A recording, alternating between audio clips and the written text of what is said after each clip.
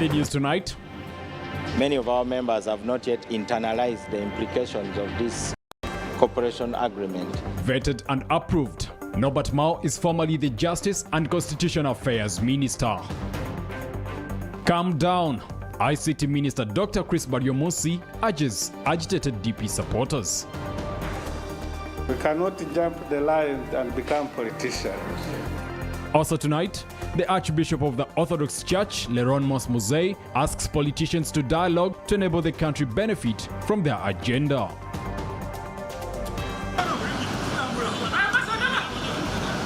And in sports, Rugby Sevens hold last training today ahead of traveling to Birmingham on Sunday for Commonwealth Games.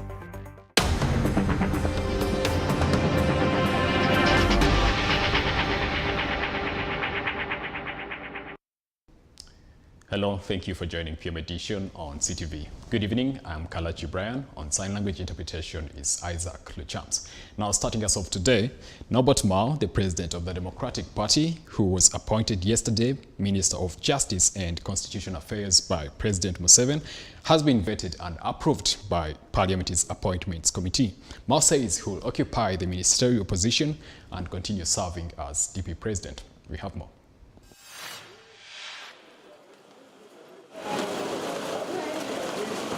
Barely a day after his appointment, the Democratic Party President Norbert Mao has been vetted and approved to take up Justice and Constitutional Affairs ministerial position.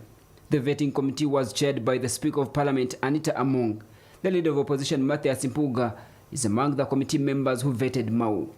Mao's appointment to serve in a government he is supposed to displace from power attracted mixed feeling and anger from party members.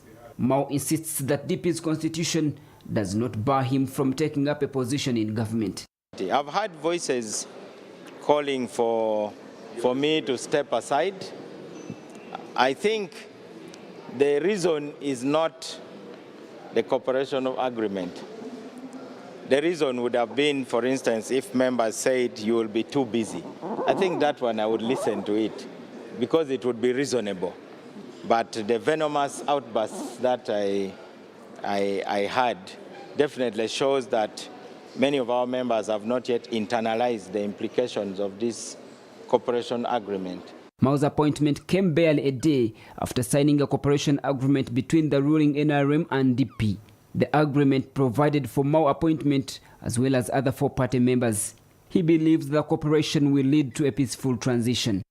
We have decided to invest in the areas which we believe in: peaceful presidential transition, national reconciliation, fighting corruption, an inclusive national dialogue, and ensuring a rack of democratic constitutional reforms that empower citizens. By the nature of his appointment, Mao is supposed to meet President Museveni every quarter of the year on matters of rule of law and human rights. But will Museveni listen to Mao's guidance? Let me tell you, even you, the media, if you give good advice, it will be listened to. So the quality of advice also matters. I can only pledge to give high quality advice. The same committee has also vetted the newly appointed Minister for Economic Monitoring, Beatrice Akelo.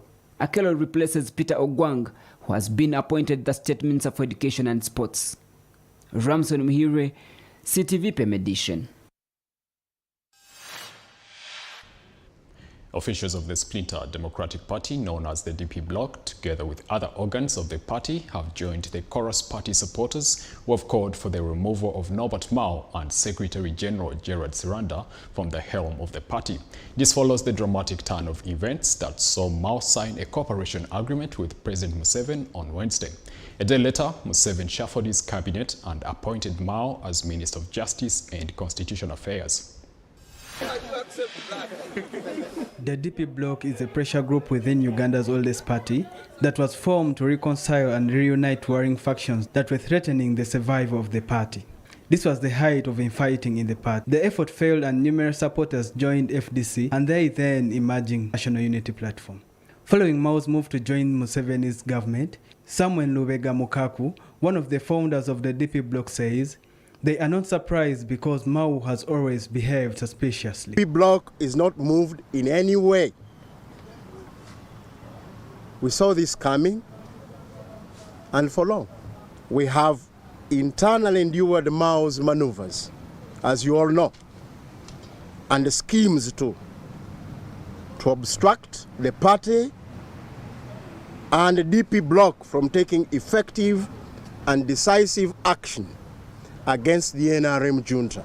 Without quoting any clause in the party constitution, Lubega said at Speak Hotel in Kampala that Mao and Sranda have been sanctioned and should be referred to as former president and former secretary general respectively.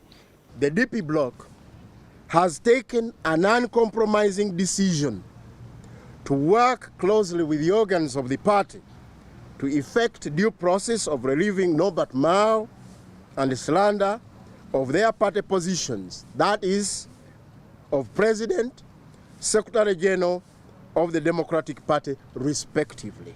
Mao and Sranda, according to Lubega, are urged not to attend any political, social, cultural, and religious functions disguising themselves as DP members. We want to recall and strip off Norbert Mao and Gerard Sranda of all honors, accolades, and awards so far accorded, because they have disgraced the party. 2, we want to ban the two from attending DP bloc and all opposition activities, because actually they have proved to be moles. However, Mao disagrees. I've heard voices calling for me to step aside. I think the reason is not the cooperation agreement. The reason would have been, for instance, if members said you will be too busy.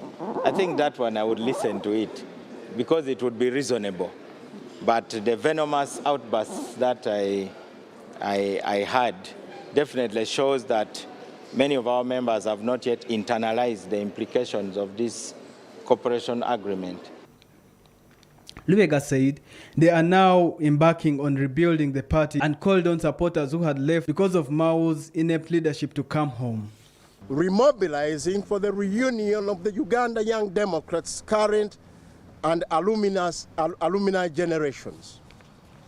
B, rebuilding the grassroots structures of the DP bloc at home and the diaspora. Buyukwe South Member of Parliament Dr. Lulu Baiga says Mao and Sranda have a right to exercise their conscience to join any party of their choice, but it's incapable to assume that they have joined NRM with the Democratic Party.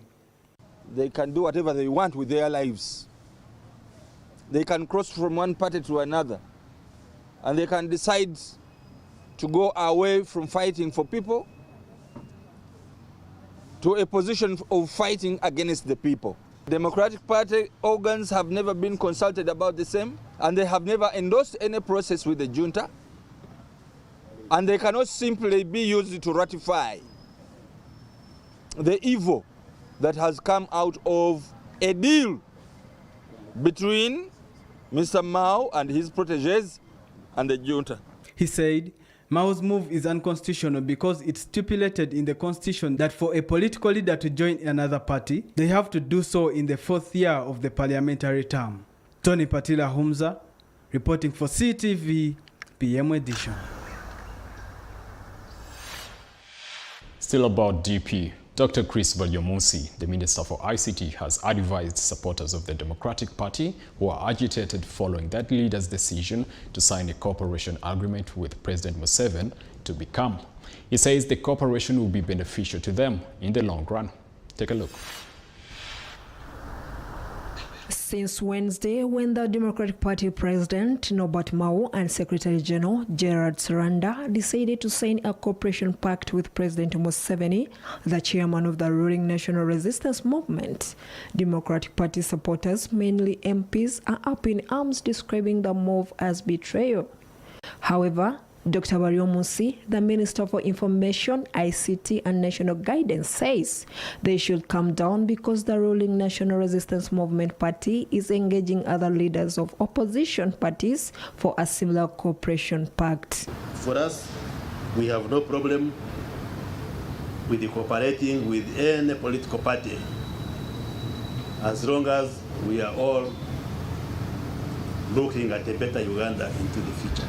According to Bariomos, it is the interest of Uganda for NRM to have constructive engagements in a civilized manner with opposition political parties to spur peace and development. We should not find difficulty. To us, we feel it's a positive thing for political parties to cooperate, to work together. You may have different ideological positions, but what brings us together is that we want a good and a better Uganda. Minister Bariomos dismissed reports that Mao, the DP Chairman General, is now an NRM member. He says since Mao will not sit in meetings of the NRM top organs like the Central Executive Committee, the National Executive Committee, he is still Democratic Party president. Cooperating with the UPC, you recall that the Honorable Betty Amongi is a member of UPC, and she serves in the government as a minister.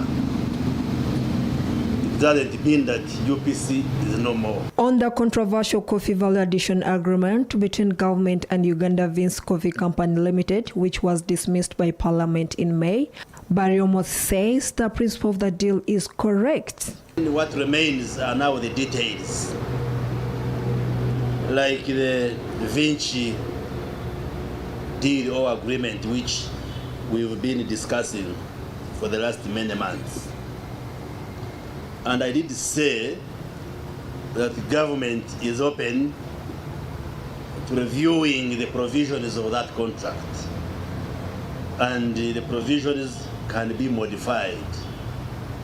He said, much as the law mandates government to regulate fuel prices, the situation does not warrant government's intervention, adding that officials from the Energy and Mineral Resources Ministry are engaging players in the oil industry to arrest the situation. Sticking to these price fluctuations are not necessarily local, but global.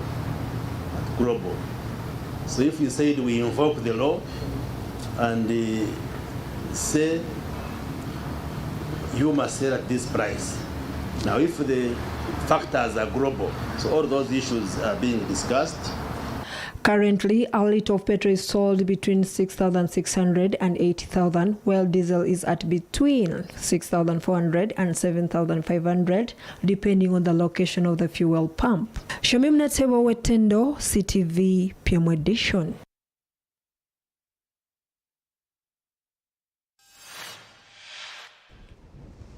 Now, after the break, I'll be telling you about the new artificial eyes installed in the city of Masaka. Don't blink.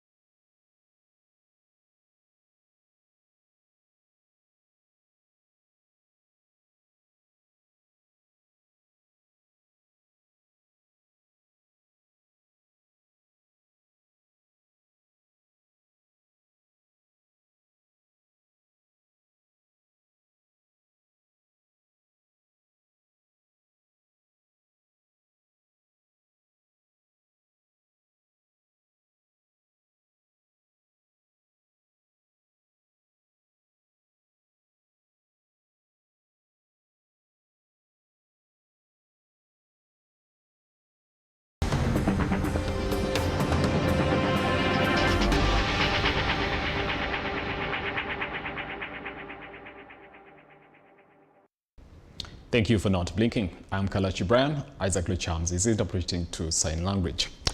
The Archbishop of the Orthodox Church, Leronmos Muze, has asked politicians to dialogue when necessary to allow Ugandans get the best out of their leadership. Muze was meeting a delegation of Alliance for National Transformation leaders that was led by party leader General Mugisha Muntu. We have more.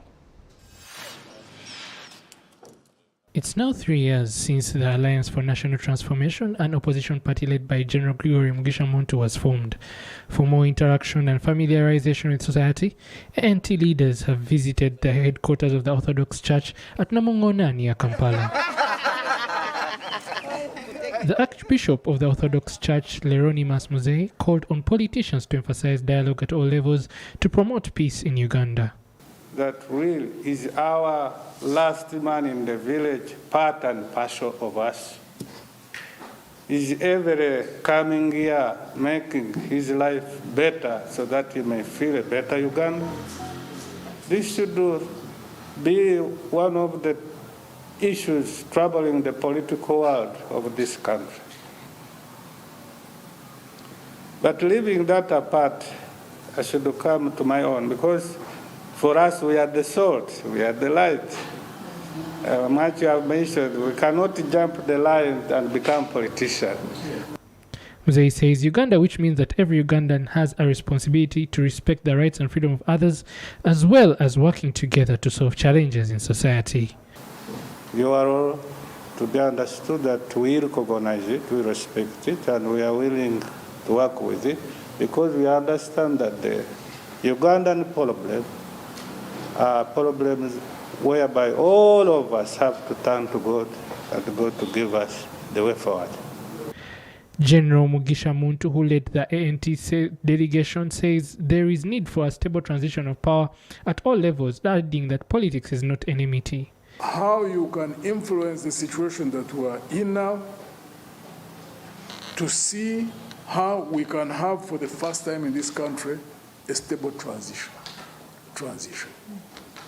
ANC party leaders have visited various religious and cultural groups to create awareness and access to social, economic and political justice as their major agenda. When we are talking about fundamentals, there's nothing partisan. So it's an area, again, I think, where there can be interaction between those who are in politics and those who are in the faith institutions. Because if a church or a mosque is preaching about transparency should be a basic. If they are talking about justice, should not be a partisan issue. If they are talking about equality before the law. So to have that level of consciousness heightened within the citizen, and therefore even the leaders who get tempted when they get into power to do wrong things, and there is no effective resistance against them because of the low levels of consciousness of the population. Muntu and his delegation are optimistic that through continued interaction with various groups, they can make a better Uganda. Semale Musemakula, Heston Munanura, CTV, PM Edition. A closed-circuit television system in whose signals are not publicly distributed but are monitored primarily for surveillance and security purposes has been launched in Masaka City. The system is intended to curb insecurity in Masaka City and the suburbs, as well as helping security operatives monitor and investigate criminals. Justin Abosa Sebugwawo, the Minister for ICT, the Minister of State of ICT, launched a CCTV system that will improve digital service delivery in the region. The system has been installed at Masaka Region Police Headquarters. Moses Nanok, the Masaka Regional Police Commander, took Nabosa on a guided tour of the control room where 138 cameras that monitor 10 districts in the Greater Masaka are installed. The cameras are also linked to the other CCTV cameras across the country, according to police. She also toured a newer facility where the official documents like national IDs are processed. The facility also enables internet connectivity in the area. Nanok says the surveillance cameras have helped police to fight crime. Sebugwawo asked residents to utilize the internet to access markets locally and internationally. NITA's Executive Director, Dr. Hatwib Mogasa, says the installation of the internet system started in 2016 with funding from the World Bank.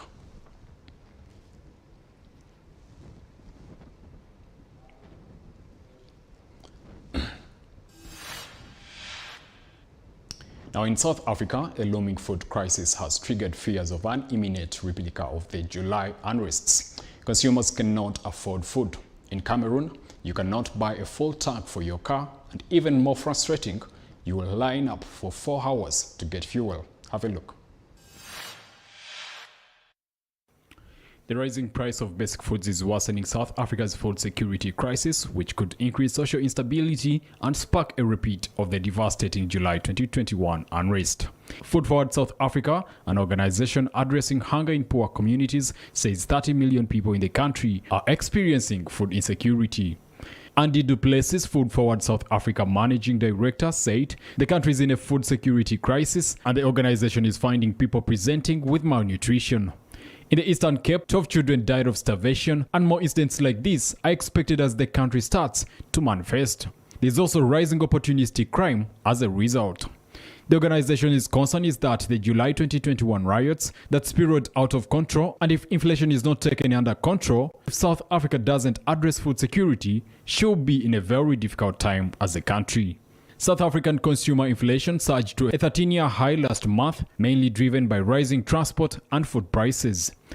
The Peter Maritzburg Economic Justice and Dignity Group's latest Household Affordability Index shows that the average household basic food costs approximately $270 per month.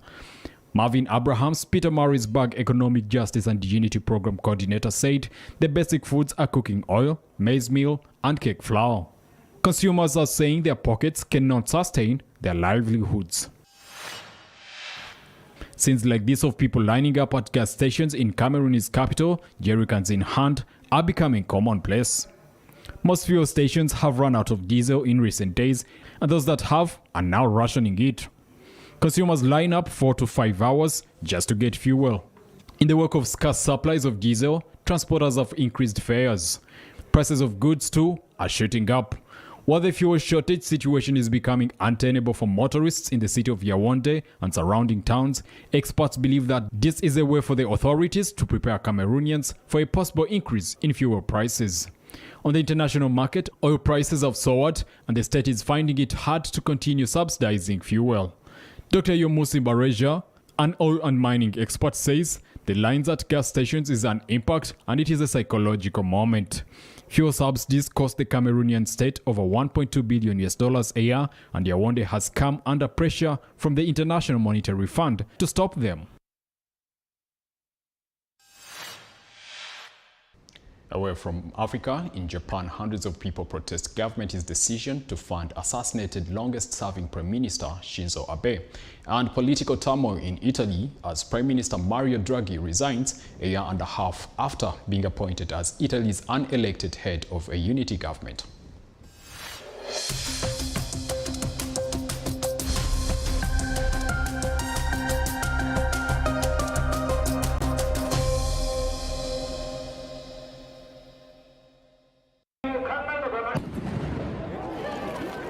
Amid street and social protests that the state should not fund ceremonies for Japanese longest-serving Prime Minister, the Japanese government said on Friday it would hold a state funeral for former Prime Minister Shinzo Abe on September 27th. In an incident that deeply shocked Japan, the country's longest-serving leader was gunned down 2 weeks ago at a campaign rally. The ruling Liberal Democratic Party announced that a state funeral will be held for Abe at the Nippon Budokan in central Tokyo, even though his funeral was held after his death. Kyodo news agents quoted Chief Cabinet Secretary Hirokazu Matsumo saying Abe has his record as the longest-serving Prime Minister, during which he exerted leadership skills distinctive from others and bore heavy responsibility for dealing with a number of serious domestic and international issues. The news agency reported approximately 200 people gathered near the Prime Minister's office in Tokyo to protest the decision. From the use of taxpayer funds to complaints, the government may seek to make political capital of Abe's death. The Japanese people raised several objections. With successive funerals paid for partly by the state and partly by the LDP, the last state funeral for an ex-prime minister, paid for fully by the state, was 1967.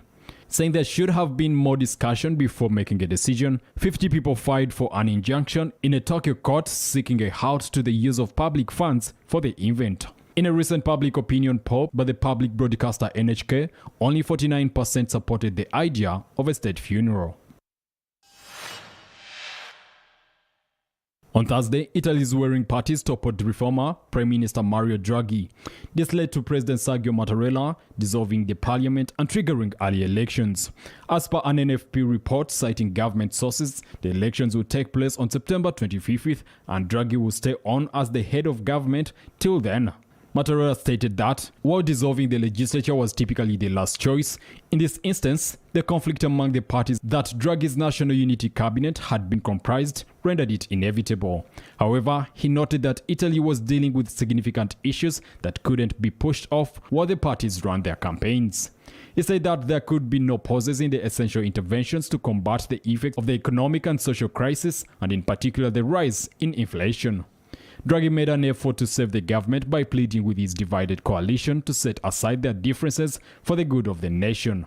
However, three parties, the populist Five-Star Movement, the Anti-Immigrant League of Matteo Salvini, and Silvio Berlusconi's centre-right Forza Italia, said that cooperation was no longer viable.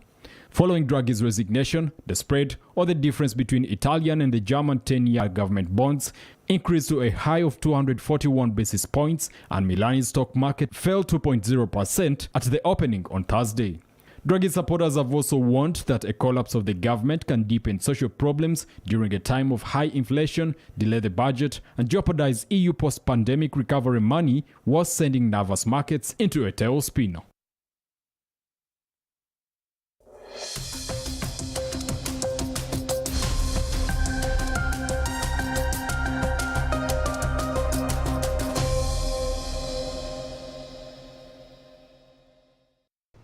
Let's meet in the sports world after the break.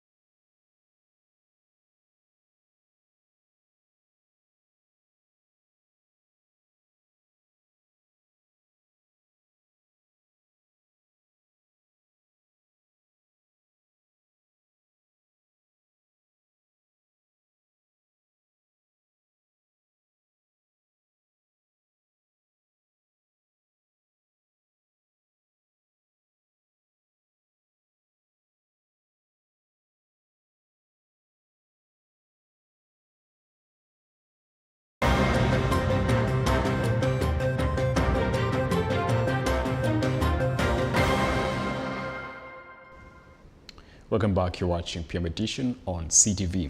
In our sports news, Rugby Cranes Sevens in intensive last-minute training at Chadondo Rugby Grounds ahead of their trip to Birmingham, UK to participate in the 2022 Commonwealth Games. The Games kick off on July 28th.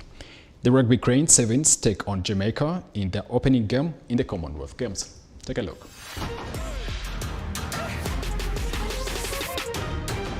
The Commonwealth Update, brought to you by Ababate.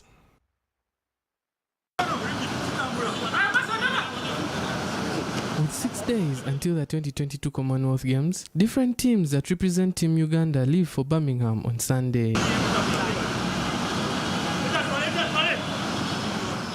One of those travelling is the men's Rugby Sevens national team, who are heading into their 5th Commonwealth Games. The team had their last training session today at the Chadondo Rugby Grounds before flying out on Sunday. Head coach Toba Tonyango gave CTV an update on the team before they head out. It's only been one change where we've left out Levis, and we'll be traveling with 13 players to the Commonwealth Games. We are excited. The Rugby Cranes will go for the games boosted from their triumph at the Rugby Africa Sevens Championship on home soil in May, where they beat Zimbabwe 26-0 in the final. This was Uganda's third Rugby Africa Sevens Championship, but they have however failed to deliver in other various tournaments, such as the Commonwealth Games. Onyango says that his side will look to put in a good performance in order to go one step further in achieving more accolades. In our camp, we need to go one step further, and I think what we've gone through in the past 3 years have been learning experiences. Yeah, so you lose or you win a couple of games. They get good work, and there is Nawal eventually just takes it from his side. Rugby Crane's best finish at the Commonwealth Games is a ball semi-final in 2006, 2010 and 2014. Onyango says the experienced players that have played at the games before, mixed with the young blood in the team, will definitely help them put in a better performance in this year's games. These experiences are definitely going to help. I think we've got 4 players who took part in the last Commonwealth Games in Gold Coast and are going to be part of this squad. We've got new players as well who are just under the radar at that particular point and weren't able to make the squad and now are in the squad. Other new players who have not been in the radar at all and in the last 2 years have come through. Onyango has set a top 8 finish at the Commonwealth Games. He also says his team scooping a medal at the Games is a possibility. Well, we're in the competition, and therefore there's always a possibility of medaling. We are now playing 2 games a day over a period of 3 days. So anything can happen. The Rugby Cranes are pitted in Group D alongside neighbours Kenya, Australia and Jamaica. They will play their first game against rivals Kenya on the 29th of July. Noah Walakira, CTV, PM Edition. It is good news for Uganda after Oscar Chelimo, Joshua Cheptegei and Halima Nakai proceed to the next round of the World Athletic Championships. Cheptegei and Chelimo qualified for the 5,000 meters finals, while Nakai made it to the 800 meters finals. We have more. I love that. Distance runners will be